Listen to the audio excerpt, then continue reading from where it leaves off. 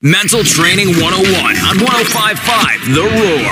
And now back to Get Warrior Tough with Andrew Wittman.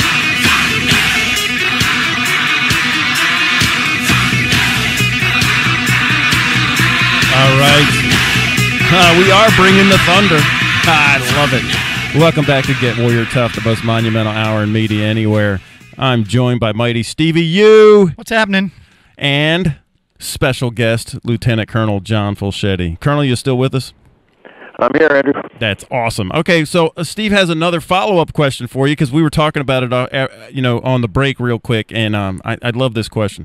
You were talking about cohesion and everything is in segment one. Talk about once you've got everybody together. Talk about the goal setting process. Everybody out there that's probably listening, everybody thinks, I know I need to set goals and I need to learn how to follow up with them and how to really attack them so that you're getting from point A to point B. What's that process look like for you within the folks and the people you work with? A great deal of it is breaking the goal down into achievable and realistic steps. I once had a goal that I would deadlift twice my body weight. Okay, and I made it, but it took the better part of 2 years because you can't get there from the very on the first effort. So whether it's in the Marine Corps or whether it's in business, achieving the intermediate steps, being able to define the intermediate steps about how I'm going to get to goal X. I want to land Corporation Y as a client. Okay, well, you're going to go over there and knock on that door or make the phone call or, bring your advertisements or whatever, but that's going to take, perhaps a year or maybe even two of prospecting with them in order to establish the relationship with the right person and develop the level of confidence in your ability and your organization, probably with small stepwise, incrementally increasing projects. That's the way I think about it in the engineering world. So the ability to achieve goals is really defined by your ability to break the goal down into intermediate objectives and then knock those objectives off one at a time. And you also have to go into it with the understanding that sometimes you're going to get knocked back. Progress on Okinawa and Iwo Jima was sometimes measured in yards or feet per day. So that's impressive. So sometimes those small, like you said, yards or feet. How do you keep people from getting frustrated when? Do you have to frame it as, look, this is successful for us, and don't worry about. And I'll say it like this when I'm dealing with athletes: instead of looking at the scoreboard, just execute the next play. And success for us is that we did our absolute best on this very next play. Let's not look at what the scoreboard is. Yeah, you have to, right? Guys that start looking at the scoreboard are in trouble. They're beaten already. So the definition of success inside the organization can be we'll take Weapons 3-6, right? We made 9 miles in 90 minutes, and with all of our gear and all of our weapons, and then we successfully made a shot, right, or pulled off a good machine gun or and mortar shoot. Here in our organization, we land a job with a client and we execute it on time and we deliver it under budget, regardless of the size of the project. So the other important thing is we'll circle back to where we were a little bit earlier in the program, is to be able to nurture the people, right, and to be able to walk out into your squad bay or out in front of a formation or out into the middle of the office and buy beer on a Friday afternoon and go, look, hey, we nailed it this week, guys. Nice job, okay, and we'll nail it again next week because we've broken this down and they can see the success, the fact that you hit that objective for Friday afternoon. And then you're back into that nurturing game where you're building a camaraderie and right. the teamwork to continue to be able to succeed. Right. So can I just kind of build on that? Now, as a leader, not a manager or somebody who operates out of positional power, but out of personal power, because I always felt like you always operated out of personal power. That's why we felt like we never wanted to disappoint you, because you're not, it's not about, look at the bars or here's my billet and this is my position. So, but as a leader, What did you what did you find are the most difficult decisions to make? What are the most difficult decisions to make out of that leadership role, out of personal power? People, right? When you've got to discipline somebody or correct somebody who you spent a lot of time nurturing, to be able to look him in the eye and say, "Son, you did this wrong, and here's why." But more importantly, be able to say, "Here's how you fix it. Right? Here's the corrective measure." And I always found that the people issues were the hardest for me emotionally, because you're so emotionally invested in the team and in the players on your team.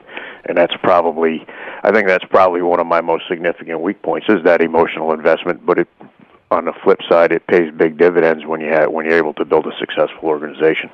Now, General Offer, when we were together back, he said that your greatest weakness is usually your greatest strength, or your greatest strength can end up being your greatest weakness. Could you tell me a little bit about that? Well, I think we just had that conversation, because you seem to think, or you believe, that my greatest strength was my personal investment in you guys, and I just called it potentially my greatest weakness. But that's what brought that up, because you said that, man. It's an internal weakness for me that doesn't necessarily get reflected outside, right? Because gotcha. the emotional struggle that you have when you've got to discipline somebody who you've invested a lot of time in, and I use the term discipline, maybe it comes across a little bit too harshly, but correct. Somebody who you've made a lot of investment in is difficult emotionally, and it doesn't necessarily get reflected out in front of the organization, but it does take a toll. And Alford is absolutely correct that you can take your greatest strength, and if it gets exposed in some way, shape, or form, it becomes an enormous weakness once somebody figures it out.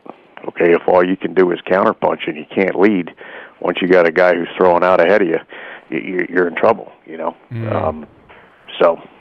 Wow, that's interesting. Yeah, I don't know if that answered your question. No, it does. It was just interesting when he said that. It just kind of made me really stop and think. And is my greatest strength? Is it my greatest weakness? And I guess what we're talking about again, like go back to the lean-to, right? If it gets out of balance, your greatest strength would, dominate the triangle or whatever. And now you got a lean-to, and it's out of balance, and now it becomes a weakness because it's dominating everything else. So balancing everything in life. I mean, is that kind of where you're? Would you agree with that? I mean, that's. Oh yeah, absolutely. You brought it up really well, because if your greatest strength, if the longest lever on your triangle is about to crush the short level and the triangle collapses, you don't even have a lean-to, right? The building just came down around you, right? So yeah, it is a problem, and consequently the balance and the equal, right? All of the angles being equal then allows each of those legs of the triangle to support one another. How do you take that Colonel, when you look at it and you say, everybody who's listening to this show, and we have a lot of the listeners across the area really like sports and athletes. Do you see this a lot, when you follow sports? I mean, you're obviously, around the country. Obviously, I like what you're saying, because you get a lot of coaches that have to come in and use corrective measures for, that particular player on their team. They've invested a lot of money, time, resources, and then you see, for lack of a better way to put this, crazy things happen to a good, football player or basketball player. What's that process look like for you? Wow. Yeah, sorry, I loaded that one on you. I didn't catch the second part of that, Andrew.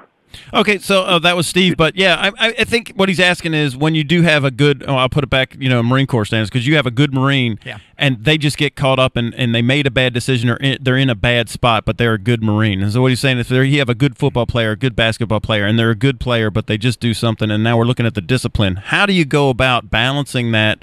Because you are emotionally invested, and you know that they're good, and they're one of your good people, but you know what? You still have to make the course correction. And how do you deal with that? Because I remember there were some times where we actually had to do Article 15 for the non-military, non-judiciary punishment, and where I was involved in it. We never wanted to go there, but when it did, when you had to dish it out as the commanding officer, how do you strike that balance, I guess, is what we're asking.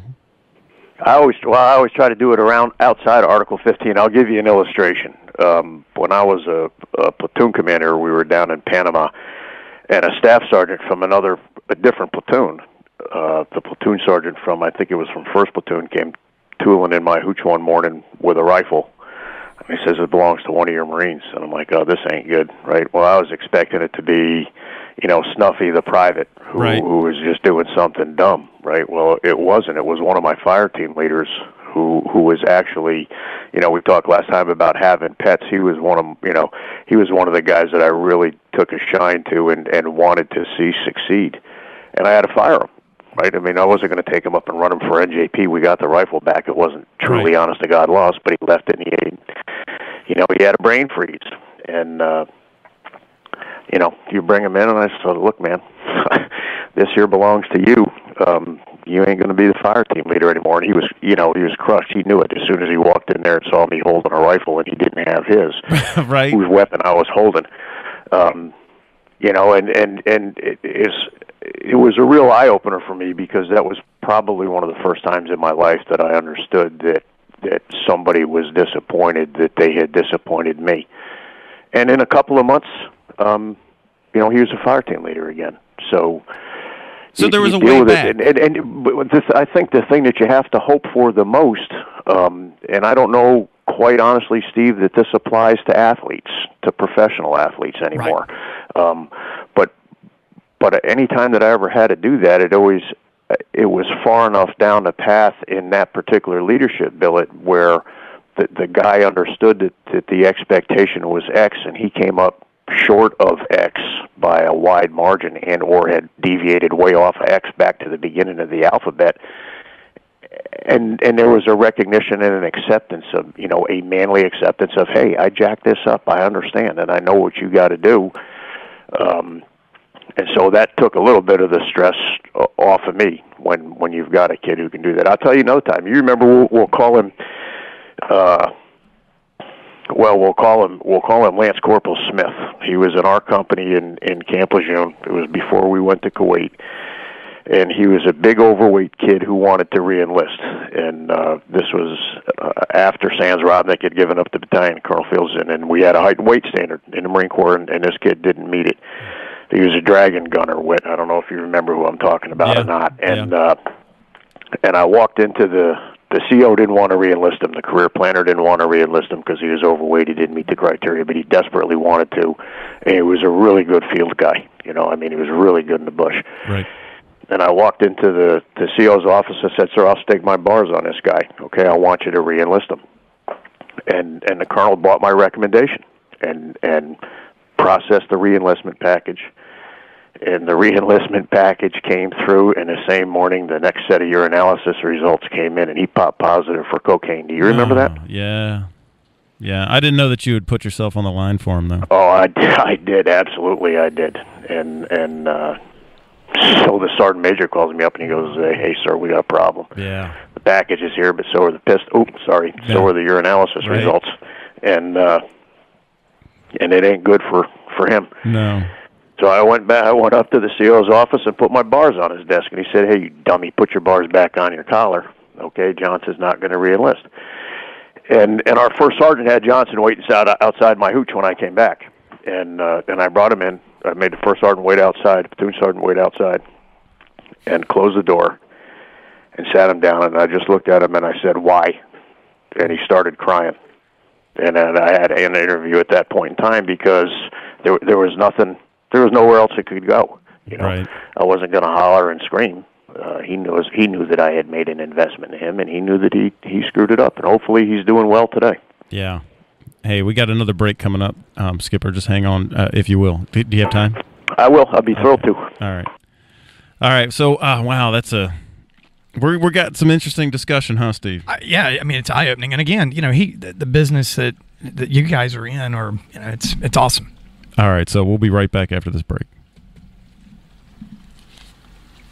%80 of all doctor visits are stress-related. 80% of tension headaches are caused by stress. Most heart attacks occur around 9 a.m. on Monday. Stress is a major factor of anxiety, panic attacks, depression, and aggression, not to mention insomnia. And an estimated 24 million Americans use drugs to cope with stress. Depressing, isn't it? You're meant to live a happy, fulfilled life, and it is possible. Andrew Wittman can show you the way out. The way to deal with stress, to achieve, to break through limitations, and have an internal identity that calms the storm. Whether it's work or home, financial or emotional, get the tools you need to cope with the obstacles life brings you and still have peace. Mental training one-on-one will help you get what you want out of life. Visit GetWarriorTough.com to see testimonials from people just like you. Take control of stress. GetWarriorTough.com.